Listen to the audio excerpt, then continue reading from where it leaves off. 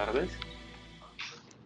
Hoy voy a presentar un caso clínico de interés. Se trata de una mujer de 63 años quien consulta a esta institución el mes pasado por vómito con sangre y porque se desmaya.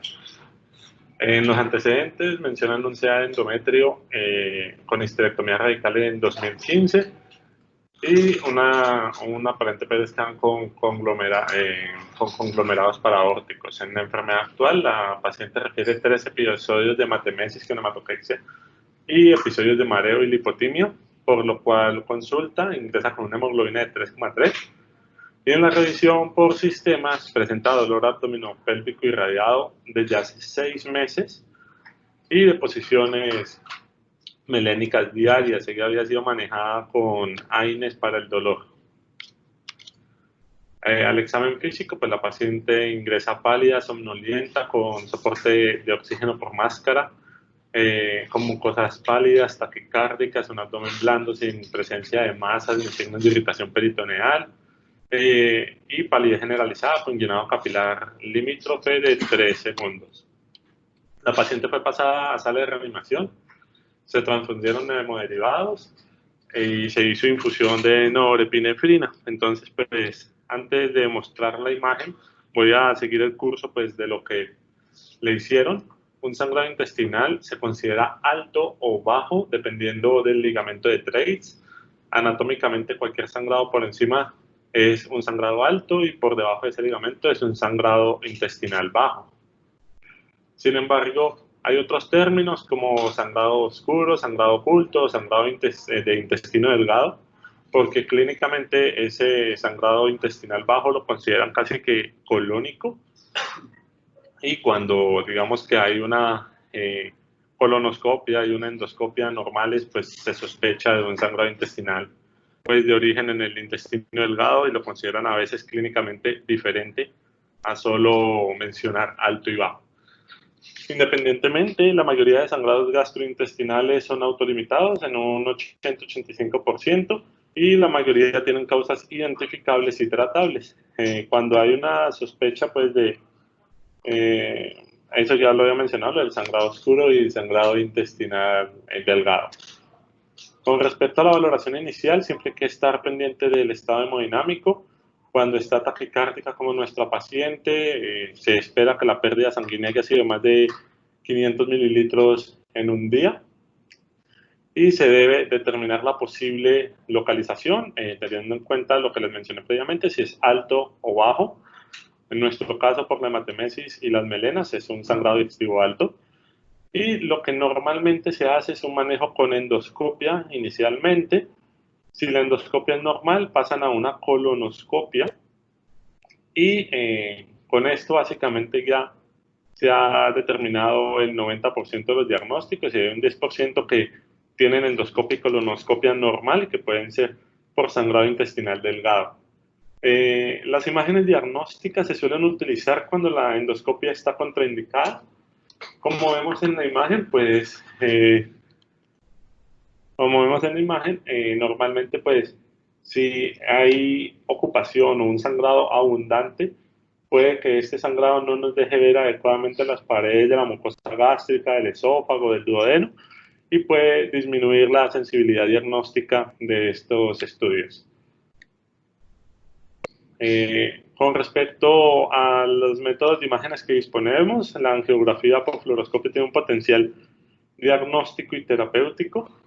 Requiere unos sangrados leves para visualizarse, hasta 1 mililitro por minuto, y su éxito pues depende de que uno tenga una idea de dónde va a ir a buscar el sangrado y pues también de la tasa de ese sangrado. Con tratamientos se pueden hacer con agentes vasoconstrictores, embolización, con coils, pegamento, Gelfond o microesferas, y pues estos procedimientos de embolización pueden, principalmente con Gelfond y microesferas, pueden generar como complicación una isquemia intestinal en 3 al 20% por la migración pues, de las partículas. Este es un ejemplo de un paciente de la institución.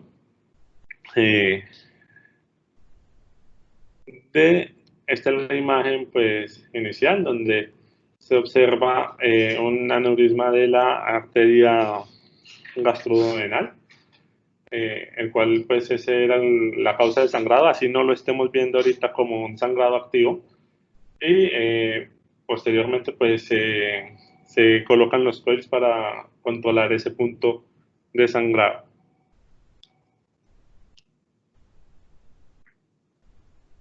Otros métodos diagnósticos son el AngioTAC, que nos permite detectar un sangrado activo si es arterial o venoso.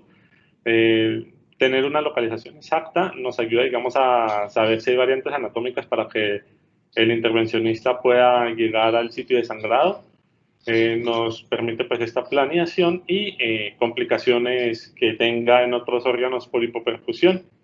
También nos permite ver patologías extraluminales y pues nos puede ayudar a guiar el tratamiento. Como diagnóstico de exclusión de patologías también puede ser muy útil. En pacientes que se sospecha alguna causa en especial, pues uno puede llegar a descartar algunas patologías o, por ejemplo, casos de que requieran una cirugía emergente, también puede llegar uno a descartarlo si el estudio es normal. Con respecto al protocolo, normalmente se utiliza una fase simple, una fase arterial y una fase venosa, y con esto nos va a permitir, por ejemplo, en este caso, visualizar, en esto es una simple arterial y venosa, la pared intestinal delgada en una paciente que fue llevada a hemicolectomía derecha y lestomía. Pues no se ven defectos, sin embargo, en la fase arterial hay un área con mayor realce y posteriormente en la fase venosa vemos que esa área ha aumentado y como que el realce se vuelve mucho más heterogéneo intraluminal por sangrado activo. Como las causas del sangrado digestivo, solo traje como las del alto porque pues es un tema muy extenso. Y la principal es una úlcera péptica. Recordar que úlceras pépticas son gástricas y duodenales. También varices, erosiones gástricas, síndrome de Mallory-Weiss, esofagitis, hipertensión, gastropatía hipertensiva, tumores, entre otras. Este es un ejemplo de otro paciente de la institución con sangrado digestivo alto, sin inestabilidad hemodinámica, que fue llevado, como lo mencioné inicialmente, a una endoscopia, visualizando varices esofágicas en el esófago distal y estigmas de sangrado en cámara gástrica. Estas varices fueron ligadas ahí mismo en el proceso endoscópico, por lo cual pues se dio manejo sin necesidad de imágenes diagnósticas. O este otro caso, por ejemplo, donde había un paciente con una marcada dilatación de la vía biliar, con una amputación en pico, y que la valoración de las secuencias T1 con saturación grasa, T1 arterial y una fase más tardía, vemos que hay una lesión en la cabeza pancreática que no realza en la fase inicial, al igual que lo hace el resto del parénquima pancreático, y que en la fase tardía sí presenta un realce. Fue llevado a una pancreatoduodenectomía y pues se trataba de un adenocarcinoma. Este paciente posteriormente presenta sangrado digestivo, se hace una endoscopia, posteriormente son 2 meses después, se hace una endoscopia y la endoscopia no muestra anormalidades. Cuando se le hace la tomografía, esta fue un estudio contrastado, no fue un estudio angiográfico, se ve esta imagen sacular que realza con el medio y contraste igual que el pool vascular, tratándose de un aneurisma que, si vemos, se comunica con la arteria gastrodenal. Entonces, un aneurisma postquirúrgico, esto no estaba en el estudio inicial de resonancia, y vemos ese material hiperdenso dentro de la pared duodenal por el sangrado que había tenido. Esta paciente fue llevada también a intervención percutánea. Este es otro caso, sí, de la literatura, de un paciente con úlceras gástricas, tanto en la endoscopia como en el estudio tomográfico. Y un paciente con una úlcera péptica y con sangrado activo hacia el duodeno.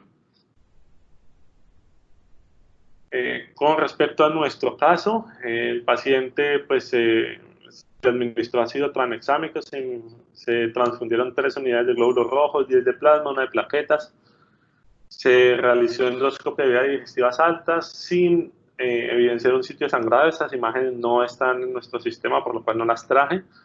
Y pues en la tarde presenta resangrado de nuevo con hematemesis profusa, tensión arterial de 81/40, media 57, taquicárdico, taquipnéico, hipotérmico, saturación en 92% y con un deterioro del Glasgow de 315, por lo cual fue necesario intubación orotraqueal, aumentar a un vasoactivo dual y se trasladó a angiotac en la noche.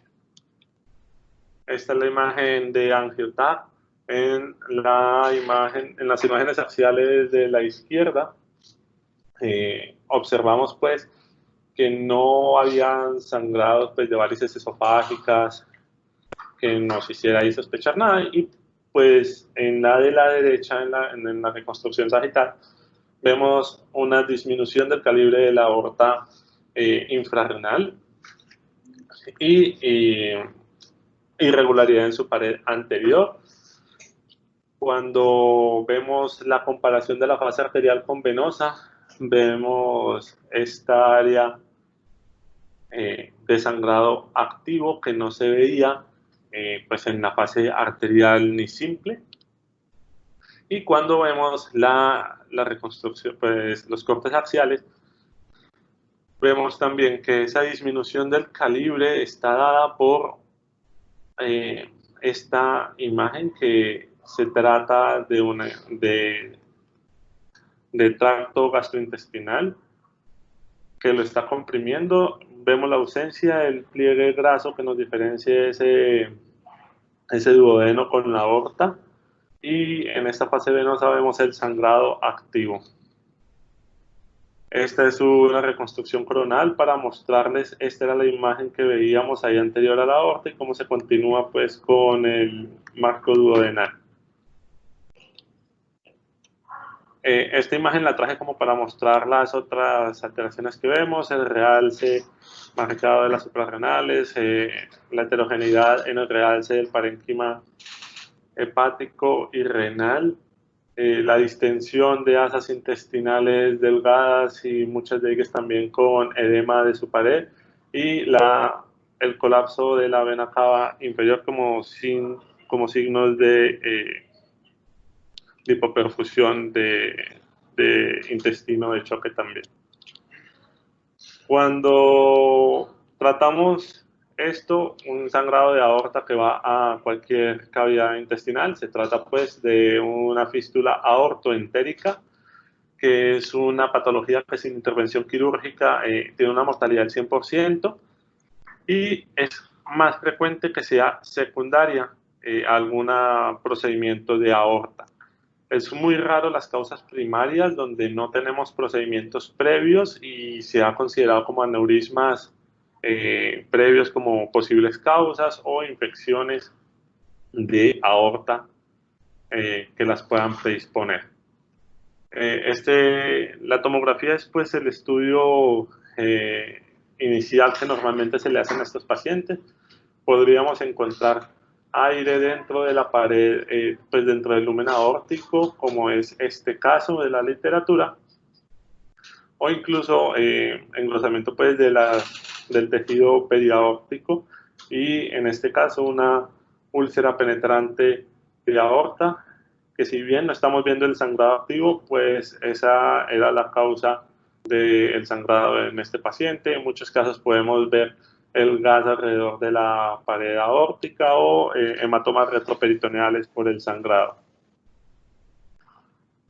Como diagnósticos diferenciales debemos considerar que solo se trate de un aneurisma pues, micótico o infectado. Esto hacen parte del 0,7 al 2,6% de los aneurismas de aorta, y pues normalmente da por una pared previamente enferma, siendo más frecuente en la aorta infrarrenal. El 90% son saculares, y lo que vemos normalmente es esa alteración en la densidad de la grasa periaórtica y presencia de gas por pues por los cambios inflamatorios. Pues. Sí, permaneciendo esa grasa que separa el duodeno pues, de la aorta. Y la aortitis infecciosa, que normalmente también se da por diseminación o hematógena, contigüidad o iatrogénica, y son igual cambios inflamatorios alrededor de la pared aórtica con presencia de aire en la pared, conservando ese plano de clivaje graso, y que en este caso se trataba de un tumor que pues favoreció la presencia de bacterias de una bacteremia, y esas bacterias se implantaron pues en la aorta causando esa aortitis. Con nuestro caso se comentó el resultado a cirugía vascular. Ellos planearon un manejo quirúrgico y lo que se hizo fue esto. En un mismo tiempo entró cirugía general, ellos identificaron la fístula, la corrigieron en forma temporal solo para controlar el sangrado y resecaron la cuarta porción del duodeno. Con empaquetamiento y cirugía vascular entran de manera periférica, hacen endarterectomía de la aorta, suturan la cara anterior de la misma y pues con eso controlan el sangrado de manera temporal. Fue llevado a UCI, a unidad de cuidados intensivos, permanecía con mala perfusión distal, con vasoactivo a dosis altas y soporte ventilatorio mecánico, y finalmente el paciente fallece esa misma noche, pues ese mismo día. Gracias.